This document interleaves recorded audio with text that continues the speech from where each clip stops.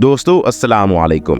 तमाम देखने वालों को इस वीडियो में खुश आमदीद। तो अगर आप हमारे चैनल पाक सलाम पर नए हैं तो हमारे चैनल को सब्सक्राइब कर दें और बेल आइकन के बटन को प्रेस कर दें ताकि ऐसी ही मज़ीद इस्लामी मालूमात आप तक बर वक्त पहुँच सकें। तो दोस्तों, अल्लाह तबारक व तआला ने इंसान को बेशुमार नेमतों से नवाजा है। उन्हीं नेमतों से एक अजीम नेमत निकाह है।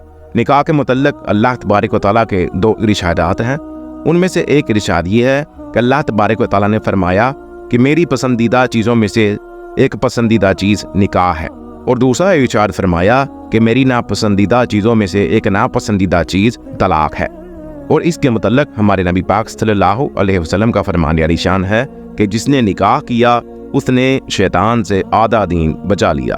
तो दोस्तों, अब बात करते हैं निकाह किसे कहते हैं। निकाह सिर्फ दो जिस्मों का मेल नहीं, दो रूहों का मेल है। इससे दो ख़ानदान आपस में मिलते हैं और एक अमन भरा मुआशरा कायम होता है। तो अब ये सवाल पैदा होता है कि अपने ख़ानदान में शादी करें या बेगानों में शादी करें। ये आजकल का सवाल बहुत अहम सवाल है, तो इसका जवाब हम आपको आगे इस वीडियो में ज़रूर बताएंगे, तो वीडियो को स्किप मत कीजिएगा। तो दोस्तों, ये जो बात आम तौर पर फैली हुई है कि अपनों में शादी करने से बच्चे बदनुमा और बदसूरत पैदा होते हैं, ये दरअसल हकीकत नहीं है। लिहाजा किसी औरत का अपने चचा के बेटे या अपने कबीले और ख़ानदान के किसी और शख्स से शादी करने से बच्चे बदनुमा और बदसूरत पैदा नहीं होते। ये एक गलत फहमी है जो ज़ुबान पर आम हो चुकी है। अलबत्ता बाज़ उलमा का ये ख्याल है कि मुनासिब ये है कि बंदा ऐसी औरत से शादी करे जो उसके करीबी रिश्तेदारों से ना हो। उनका कहना है कि उकरबा के सिवा दूर के लोगों में शादी करना उससे शरीफ औलाद पैदा होती है, मगर ये महज ज़ुबानी बातें हैं। अगरचे ये बाज़ अहले इल्म का मौक़िफ़ है, लेकिन इसका ये मतलब हरगिज़ नहीं है कि करीबी रिश्तेदारों से औलाद बदसूरत पैदा होती है। मेरे इल्म के मुताबिक अहले इल्म में से ये किसी का भी मौक़िफ़ नहीं है और ना इसका कोई असल बुनियाद है। जबकि इसके बरअक्स हम देखते हैं कि नबी अकरम सल्लल्लाहु अलैहि वसल्लम ने अपनी बेटी फ़ातिमा रज़ियल्लाहु तआला अन्हा की शादी अपने चचा के बेटे अली इब्न तालिब रज़ियल्लाहु तआला अन्हु से की थी, और सहाबा कराम रज़ियल्लाहु तआला अन्हुम ने भी अपनी करीबी रिश्तेदार औरतों से शादियां की हुई थीं। दोस्तों, मेरे उस्ताद मोहतरम फरमाते हैं कि करीब के रिश्तेदारों में शादी करने का एक छोटा सा नुकसान होता है। वो क्या है कि अक्ल वैसी ही रहती है, वैसे ही तसव्वुरात और वैसा ही हाल रहता है। और दूर के रिश्तेदारों में शादी करने के बहुत से फ़ायदे हैं। अब बात करते हैं कि दूर के रिश्तेदारों में शादी करने के कौन कौन से फ़ायदे हैं। दोस्तों, उलमाए कराम फरमाते हैं दूर के रिश्तेदारों में शादी करने के दो फ़ायदे हैं। इससे शरीफ बच्चे पैदा होते हैं, और वो इस तरह कि उस बच्चे की माँ जब एक कबीले से हो तो ये बच्चा एक रग अपनी माँ से पकड़ता है, और बाप दूसरे कबीले से हो तो एक रग वो अपने बाप से हासिल करता है। तो उस बच्चे में इस ख़ानदान और उस ख़ानदान दोनों के इखलाक व आदात जमा हो जाती हैं।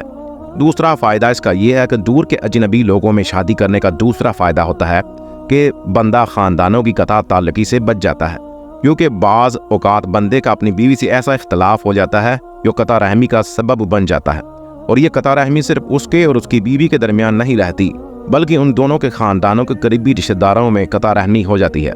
लेकिन रसूलुल्लाह सल्लल्लाहु अलैहि वसल्लम ने अमूमी इरशाद फरमाया है, औरत से चार चीज़ों की बिना पर शादी की जाती है: उसके माल, उसके हसब, उसके जमाल और उसकी दीनदारी की वजह से। बस ऐ लोगों, दीनदार औरत से शादी करके कामयाबी हासिल करो। इसमें करीब के रिश्तेदार औरतें और दूर की औरतें दोनों आ जाती हैं। और हम पर यह हकीकत भी छुपी हुई नहीं है कि अली इब्न अबी तालिब रज़ियल्लाहु तआला अन्हु ने फ़ातिमा रज़ियल्लाहु तआला अन्हा से शादी की थी, जो उनके चचा के बेटे की बेटी यानी पोती है। लिहाजा इस मसले में दुरुस्त बात यह है कि रिश्तेदार की कुर्बत और दूरी को ना देखा जाए, बल्कि अहमियत सिर्फ उसको दी जाए जिसकी तरफ नबी अकरम सल्लल्लाहु अलैहि वसल्लम ने रहनुमाई की है। तो दोस्तों, अब बात करते हैं शादी के तिब्बी और इज्तिमाई फ़ायदे क्या है। दोस्तों, अगर अल्लाह तबारक व तआला ने इंसान में जिनसी ख्वाहिश को पैदा किया है तो उसने हलाल निकाह के ज़रिए से अपनी इस ख्वाहिश के पूरा करने को मुबाह और जायज़ भी करार दिया है, और निकाह की कुछ शर्तें मुकर्रर की हैं जिनके ज़रिए से वो हलाल होता है। निकाह के चंद फ़ायदे हैं। इसका पहला फ़ायदा ये है कि शादी से नस्ल महफूज होती है, नेज़ नस्ब और रिश्तेदारों की पहचान हासिल होती है, जबकि इसके बरखिलाफ ज़िना व खबासत है, जिसके ज़रिए से नस्ब और रिश्तेदारियाँ ज़ाय हो जाती हैं। इसका दूसरा फ़ायदा ये है कि शादी के ज़रिए से उम्मत मुहम्मदिया में इजाफ़ा होता है, जिसकी नबी करम सल्लल्लाहु अलैहि वसल्लम ने अपने इस फरमान में ख्वाहिश की है। बहुत मोहब्बत करने वाली और ज़्यादा बच्चे पैदा करने वाली औरत से शादी करो। یقیناً میں قیامت کے دن تمہاری وجہ سے دیگر امتوں پر اپنی امت کی کثرت کی وجہ سے فخر کروں گا۔ اس کا تیسرا فائدہ یہ ہے، شادی کے ذریعے سے انسان کی نگاہ پست اور محفوظ ہو جاتی ہے، جبکہ عام عادت یہ ہے کہ غیر شادی شدہ آدمی کی نگاہ عورتوں کی طرف اڑتی رہتی ہے اور وہ سخت تکلیف اور حرج میں مبتلا ہو جاتا ہے۔ تمام حادثات کی ابتدا بس ایک نظر دیکھنے سے ہوتی ہے اور چھوٹے چھوٹے شعلوں سے بہت بڑی آگ بھڑک اٹھتی ہے۔ بلا شبہ نظر بازی ابلیس کے تیروں میں سے ایک زہر آلودہ تیر ہے۔ اور چوتھا فائدہ اس کا یہ ہوتا ہے کہ نگاہ کی وجہ سے شرمگاہ، حرام، مجامات اور بدکاری سے محفوظ ہو جاتی ہے۔ نبی اکرم صلی اللہ علیہ وسلم کا فرمان ہے، اے نوجوانوں کی جماعت، تم میں سے جو شخص گھر بسانے کی طاقت رکھتا ہے وہ شادی کر لے، کیونکہ یہ شادی نگاہ کو پست کرنے اور شرمگاہ کی حفاظت کرنے والی ہے۔ اور اس کا پانچواں فائدہ یہ ہوتا ہے کہ شادی کے ذریعے سے اس مادہ منویہ کا جو جسم میں پیدا کیا گیا ہے اخراج ہوتا رہتا ہے۔ یہ وہی مادہ منویہ ہے جس کے ساتھ انسان کی جنسی خواہش بڑھتی ہے، جس کا رکنا اور جمع ہونا مضر صحت اور جسم کو کمزور کرنے والا ہے۔ اتباع نے بیان کیا ہے کہ مادہ منویہ دیر تک جسم میں رکا رہے اور جمع رہے تو یہ کئی طرح کی خطرناک امراض پیدا کرتا ہے، جیسے جنون، مرگی خیالات، وسوسے اور کثرت سے غم اور فکر کا پیدا ہونا۔ نیز مادہ منویہ کا جسم میں رکنا اس کو زہریلی کیفیت کی طرف مائل کرتا ہے، جو کیفیت بھیانک قسم کی بیماریاں پیدا کرتی ہے۔ اگر اللہ تبارک و تعالیٰ نے احتلام کے ذریعے سے اس کو جسم سے نکالنے کا بندوبست نہ کیا ہوتا تو یہ انسانی بدن کو واضح نقصان پہنچاتا۔ اس کا چھٹا فائدہ یہ ہے کہ انسان کا نفس حلال مجامت کے ذریعے سے اپنی جنسی خواہش پورا کرنے کے بعد حرام دیکھنے، اس کے متعلق گفتگو کرنے اور اس کے متعلق ذہنی عیاشی سے بچ جاتا ہے۔ اور اس کا ساتواں فائدہ یہ ہوتا ہے، شادی کے ذریعے سے عورت کو پاک دامن بنایا جاتا ہے، جس کے اندر تیز جنسی خواہش پیدا کی گئی ہے، اور اس کے اندر اس خواہش کو پورا کرنے کے لیے مردوں کی طرف میلان پیدا کیا گیا ہے، وہ میلان جو میاں بیوی میں سے ہر ایک کو دوسرے سے مقاربت کرنے کی طرف لے جاتا ہے۔ اور اس کا آخری اور سب سے اہم فائدہ یہ ہے، انبیاء کرام رضی اللہ عنہ کی اتباع اور ان میں سے سب سے آخر پر آنے والے ہمارے نبی پاک صلی اللہ علیہ وسلم کی اقتدار ہے۔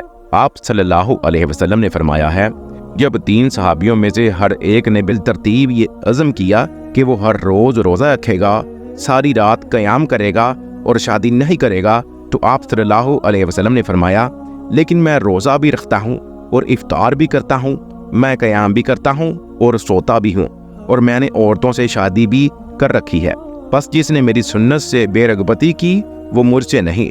صحیح مسلم میں ابن عمر رضی اللہ عنہ سے ایک مرفوع حدیث مروی ہے، نیک عورت دنیا کا بہترین سامان ہے۔